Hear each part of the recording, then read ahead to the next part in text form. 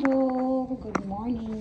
Naghimo ko og patos. Mo ni akong update karon. So mo ni ang mga ingredients akong patos. Beer, kani siya cucumber, tomato, radish, and onion. Then lettuce. And gimix na ko ang mint ug ang parsley. Then kubos nga gi-prito. So mo na ni pod ang akong sauce. Gypsy Roman, olive oil, smoke, pepper, salt, and lemon. Then garlic.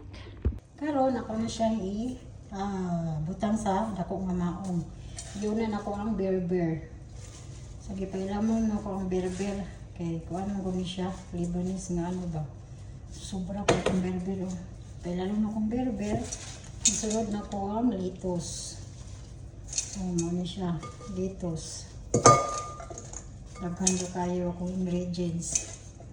Sunod na ko ang lettuce. Sunod sa lettuce kini mint and parsley. So mint o parsley. So ano siya? Sobra na kayo. Ikadaghana. Pagkasunod diri sa ibabaw, di na ko ibutang ako ang kanang cucumber.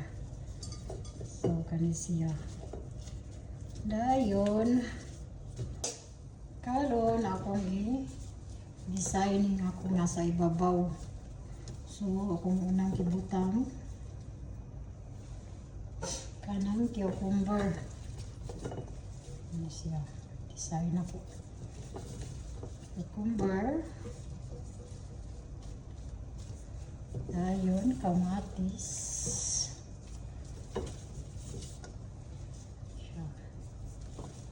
Nasa kamatis, lettuce.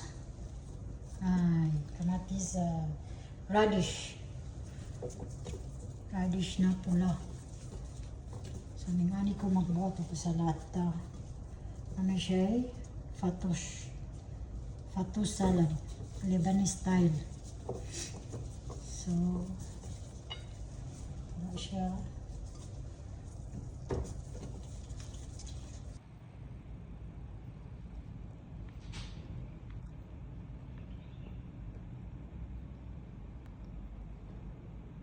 Mao na ni siya ang atong fattoush sauce.